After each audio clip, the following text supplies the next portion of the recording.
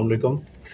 सबसे पहले तो मैं दायरा उर्दू का बहुत शुक्रगुज़ार हूँ कि इन्होंने मुझे इस मोतबर प्लेटफॉर्म के ज़रिए अपने पसंदीदा मौज़ू पर ख़यालात के इज़हार का मौका दिया।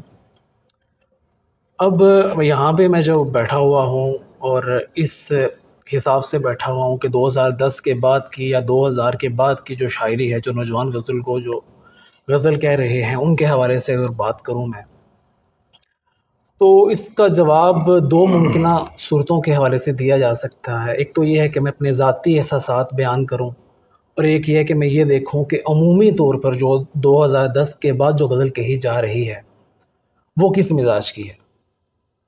तो यहाँ पे मुझे पहले तो टी.एस. एलियट की एक बात याद आती है, जो उनका जो तसव्वुर रवायत है, अगर हम उसको देखें तो उसके मुताबिक कोई भी नया लिखने वाला यकसर नया नहीं कह सकता। रवायत में जो पहले जो कुछ कहा जा चुका है, वही बतदरीज आहिस्ता आहिस्ता आगे बढ़ता हुआ एक नए शायर के पास आता है, और वो उससे इस्तेफ़ादा करते हुए अपना मयार बुलंद करता है, और फिर अपनी ज़ाती जो उसकी सलाहियत होती है, उसकी बुनियाद पे कुछ उसमें नई बात, कोई जिद्दत पैदा करने की कोशिश करता है। तो अब जब हम ये देखते हैं कि भई आज हम इस दौर में साँस ले रहे हैं, हमसे पहले 300 साढ़े 300 साल पहले से गज़ल की एक मज़बूत रवायत मौजूद है। तो हो सकता है कि अगर मुझे रवायत के बारे में इल्म ना हो, तो मैं अपने तईं कुछ नया करने की कोशिश कर रहा हूँ, और मुझे लगता है कि मैं कुछ नया कर पा रहा हूँ, और वो काम आज से 50 साल पहले या 100 साल पहले हो चुका है। तो मेरा नया कहा हुआ काम या नया किया हुआ काम, अपने तईं नया किया हुआ काम, उसकी कोई हैसियत नहीं होगी। तो एक नो आमोज़ गज़ल गो की हैसियत से मेरी कोशिश यही होगी कि सबसे पहले मैं गज़ल की रवायत से आशनाई हासिल करूँ। मुझे ये मालूम हो कि गज़ल में किस नौइयत का काम हो चुका है, रवायत में कहाँ-कहाँ अहम पड़ाव आए, अगर किसी भी अहद का कोई जो बड़ा गज़ल गो था, वो किस बुनियाद पर बड़ा गज़ल गो बना? क्या उसने रवायत में तोसी की, उससे यकसर इन्हिराफ किया? किस बुनियाद पर वो दूसरों से मुख्तलिफ हुआ? क्योंकि जब तक मुझे इस चीज़ का इल्म नहीं होगा, या जो मेरे साथ के जो नौजवान शुअरा हैं, उनको जब तक इस चीज़ का इल्म नहीं होगा, वो कुछ नया कहने की कोशिश नहीं कर सकते, या कोशिश करेंगे भी तो वो एक बेकार कोशिश साबित होगी। तो अब चूँकि गज़ल जो है वो लफ्ज़ों से बनती है, तो बुनियादी चीज़ जो हमारे पास टूल है नयापन पैदा करने का, वो तो लफ्ज़ियात में तब्दीली है। जो बुनियादी मुझे चीज़ नज़र आती है, या किसी भी एक आम शायर के ज़हन में जो बात आती है, वो यही आती है कि अगर मैं नए अल्फ़ाज़ इस्तेमाल कर लूँ, तो शायद कुछ नया हो जाए। और हमें ये ऐसे इशारे मिलते हैं कि हर अहद में किसी न किसी बड़े गज़ल गो ने जो पहले तब्दीली पैदा करने की कोशिश की, लफ्ज़ियात की बुनियाद पे की। क्योंकि जब नई लफ्ज़ियात आएँगी, उनके साथ नए इस्तिआरे पैदा होंगे। ठीक है, अगर वो मुख्तलिफ़ ज़ुबानों से इस्तिफ़ादा करते हुए वो अपनी गज़ल में वो चीज़ें शामिल करेगा, साथ तलमीहात आ जाएँगी, कुछ अगर मकामी ज़ुबानें हैं तो मकामी अनासर आ जाएँगे। तो इस तरीके से जो इमेजरी बनेगी, जो मंज़र-निगारी बनेगी, वो भी कुछ नई महसूस होना शुरू हो जाएगी। तो अदनान भाई ने बात की है कुछ रवायत के हवाले से, मैं कुछ थोड़ा-सा और पीछे जाना चाहूँगा। एक अदब के तालिब इल्म के तौर पर भी, और इस बात को समझने के लिए भी कि क्या कुछ नया करने के लिए हमसे पहले कुछ लोगों ने जो कुछ किया था, क्या हम वही तरीके आज़मा सकते हैं, या उसी की बुनियाद पे कुछ नया करने की कोशिश कर सकते हैं? तो हम देखते हैं कि जो वली दकनी हैं, उनके दौर में भी गज़ल तो कही जा रही थी, लेकिन वो पहले आदमी हैं कि उन्होंने लफ्ज़ियात यूँ बदल दी कि जो मुकामी उस वक़्त एक दक्कनी लबो लहजा गालिब था गज़ल पर, और गज़ल जो थी उसके लिए जो मौज़ूआत जो उस वक़्त कहे जा रहे थे, जिन मौज़ूआत पर काम किया जा रहा था, वो कोई इतने आला पाए के नहीं थे।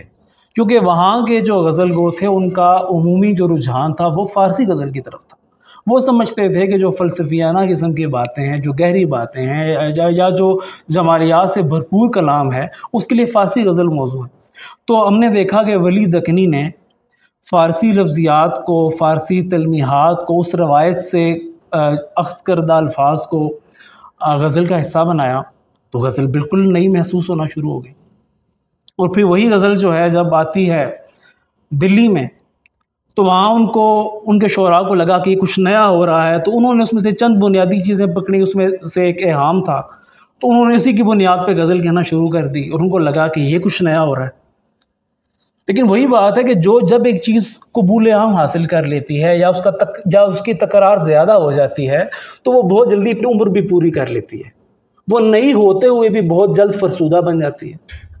اور پھر ہم نے یہ دیکھا کہ ایہام گو جو تھے انہوں نے خود ہی ایہام گوئی سے انحراف کیا اور پھر انہوں نے دوبارہ اس طرف آ گئے کہ غزل جو ہے اس میں سے ایہام کو نکالا جائے.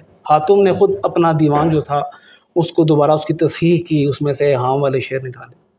تو انہوں نے بھی کیا کہ الفاظ کو بدلنے کی کوشش کی، کیونکہ ایہام کا جو جتنی بھی وہ جو کرشمہ سازی تھی وہ بھی لفظیات کی بنیاد پر ہی تھی کہ آپ کوئی ایسا لفظ استعمال کرتے ہیں جو جس کے دو ممکنہ مفہوم ہیں، ایک سامنے کا اور ایک دور کا.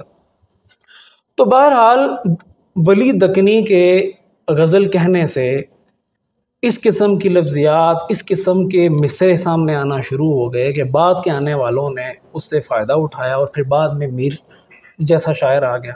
اب میر کے پاس یہ معاملہ تھا کہ ولی نے جمالیات پر مبنی یا عشق پر مبنی تو شعر کہہ رکھے تھے، لیکن غزل کا دامن زیادہ وسیع نہیں ہوا تھا. تو میر کے پاس یہ گنجائش پیدا ہو گئی کہ اس نے فلسفیانہ اشعار بھی کہے، یہ توہم کا کارخانہ ہے یہاں وہی ہے جو اعتبار کیا، یا چشم ہو تو آئینہ خانہ ہے دیر منہ نظر آتا ہے دیواروں کے بیچ. تو میر تک آتے آتے مصرع صاف ہو چکا ہے. اور اس وقت ایک دلچسپ بات یہ تھی، آج کل جس طرح کہا جاتا ہے کہ مشاعروں کی وجہ سے شاید جو ہے وہ بہت زیادہ معیار گر گیا ہے، نوجوان غزل کو جو ہے وہ سامع کو ٹارگٹ کر رہا ہے. تو مشاعرے تو اس دور میں بھی ہوتے تھے، لیکن ایک فرق یہ تھا کہ اس دور میں جو قاری تھا کم و بیش اسی سطح کا سامع بھی تھا، یا جو قاری تھا وہی سامع بھی تھا، کہ جو اس وقت کا غزل کو جو غزل کہہ رہا ہے وہی غزل ہوتی تھی جو اس نے بعد میں شائع بھی کروانی ہوتی تھی. تو ایسا نہیں تھا کہ اس نے سنانا کچھ ہو رہا ہے اور چھپانا کچھ ہو رہا ہے. تو بہرحال کہنے کا مقصد یہ ہے کہ میر کے ہاں میں نظر آتا ہے کہ انہوں نے دلی کا کلچر اس کو شامل کرنے کی کوشش کی، پان جیسے الفاظ بھی استعمال کیے، ٹھیک ہے، اور مقامی جو تھے معاملات ان کو بیچ میں شامل کیا، فلسفیانہ انداز کی شاعری بھی کی. پھر وہی جو کتابی باتیں ان کی جو شخصیت کے اور جو دلی کے بربادی کے معاملات ہیں، بہرحال ان کی غزل میں کافی وسعت پیدا ہوئی. پھر انہوں نے اس وقت غزل اتنی سہل کر دی تھی، اس کی زبان اتنی سادہ کر دی تھی کہ جیسے پتا پتا بوٹا بوٹا حال ہمارا جانے ہے، جانے نہ جانے گل ہی نہ جانے باغ تو سارا جانے ہے. تو اس قسم کی بے شمار اسی ہندی بحر میں انہوں نے ایسی غزلیں کہیں جہاں پہ تراکیب استعمال کرنے کی بہت کم گنجائش بچتی ہے. جلدی کریں، 18ویں صدی میں ابھی آپ. جی میں اسی طرف آنا چاہ رہا ہوں. میں اصل میں بتانا یہ چاہ رہا ہوں کہ بھئی میرے پاس غزل کی کیا کیا نمونے موجود تھے اور میرے پاس کیا گنجائش بچتی ہے کہ میں کچھ نیا کر سکوں. عموماً جانتے ہیں لوگ کہ غزل کیسے لکھی گئی. جی ہم یہیں سے شروع کریں، وہ آپ کمیونیکیٹ کر پائیں گے میرا خیال ہے. جی آپ شروع کریں کہ آپ کے زمانے کا آدمی جو ہے آپ کے خیال میں وہ کیا نیا کر رہا ہے، یا آپ ہی چلے اپنا زیادہ کرتا ہے. جی چلے میں اسی اپنے آج کے عہد پہ آ جاتا ہوں. اب ہمارے عہد تک آتے آتے جو ہے وہ اگر میں آج کی غزل کی بات کروں تو آج کی غزل میں سب سے زیادہ جن شعراء کا مجھے اثر محسوس ہوتا ہے، ٹھیک ہے، ان میں ظفر اقبال اور ناصر کاظمی اور ثروت حسین، یہ 3 شعراء جو ہیں جن کا اثر نوجوان نسل میں سب سے زیادہ ہمیں نظر آتا ہے. میں اپنے اگر ذاتی حوالے سے اگر میں بات کروں تو مجھے ایسا شعر جو ہے وہ آئیڈیل محسوس ہوتا ہے یا معیاری محسوس ہوتا ہے جو سادہ یا عام ایک رسمی بات چیت کی عکاسی کرتا ہوا محسوس نہ ہو. اس میں بات ذرا ڈھکے چھپے انداز میں کی جائے، استعارہ استعمال کیا جائے، یا کچھ نہ کچھ تمثال کاری کا اس میں کوئی پہلو موجود ہو، یعنی کہ بات بالکل اس طرح ایک خبریہ انداز میں نہ کر دی جائے. تو اس لیے یا اس میں کچھ الفاظ کچھ نئے ایسے استعمال کیے جائیں جو اپنے مضمون کے ساتھ بھی انصاف کر سکیں. اب وہی بات ہے کہ آج کا نیا غزل گو یہ سمجھتا ہے کہ اگر وہ انگریزی کے الفاظ استعمال کر لے گا تو شاید کچھ بات بن جائے گی.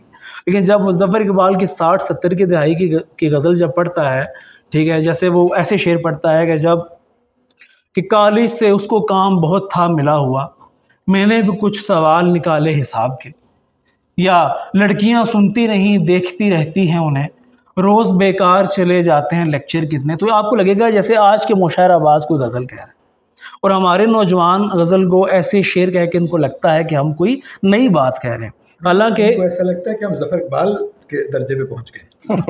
اچھا مزے کی بات ممکن ہے ایسا ہو، لیکن مجھے لگتا ہے کہ ہم کو زیادہ تر لوگوں کو یہ معلوم نہیں ہے کہ ظفر اقبال یہ کام کر چکے. تو جب مجھے ان چیزوں کا ایک طالب علمانہ سطح پر علم ہے کہ یہ کام ظفر اقبال کر چکے ہیں کہ صرف سادہ انگریزی زبان کے الفاظ استعمال کرنے سے نیا پن پیدا نہیں ہو سکتا، یا نیا پن پیدا ہوگا بھی تو ایک جاہل سامع یا جاہل کاری کے لیے. جو جانتا ہے وہ یہی کہے گا کہ یہ جگالی کی جا رہی ہے پہلے سے کیے ہوئے کام. تو میں ذاتی طور پر یہ کوشش کرتا ہوں کہ میں جب کوئی شعر کہوں تو یہ جتنے بھی ہمارے بڑے لوگ جو ہیں جو اپنے اپنے شعبے کے ماہر، جیسے شکیب جلالی کا انہوں نے ذکر کیا، میں خود بھی ذاتی طور پہ ان سے متاثر ہوں کہ ان کے ہاں جو جس طرح کی امیجری نظر آتی ہے، ٹھیک ہے، کہ وہاں کی روشنیوں نے بھی ظلم ڈھائے بہت، میں اس گلی میں اکیلا تھا اور سائے بہت. تو جو اس قسم کے اشعار ہیں کہ آ کے گرا تھا خون میں لہو میں تر، تصویر اپنی چھوڑ گیا ہے چٹان پر. اس قسم کی شاعری جو ہے وہ مجھے زیادہ ہانٹ کرتی ہے، جس میں کہیں کہیں الفاظ کا نیا پن بھی ہو، کوئی نادر امیجری بھی ہو. اور یہ جو پچھلے دنوں انہوں نے سیمینار کروایا ہے استعارہ سازی کے حوالے سے، تو میں ایک نئے غزل گو کی حیثیت سے میری یہ کوشش ہوگی، پتہ نہیں کہ میں اس پہ کامیاب ہو سکتا ہوں کہ نہیں ہو سکتا، کہ میں کم سے کم کچھ اگر استعارہ نیا تخلیق نہیں بھی ہو سکتا تو استعارے میں کوئی نیا کسی نئے معنوی حوالے سے اس میں کوئی وسعت پیدا کی جا سکے، اس کو کسی نئے معنی میں جو ہے وہ استعمال کیا جا سکے. تو میری اس حوالے سے جو ہے وہ ذاتی کوشش رہتی ہے.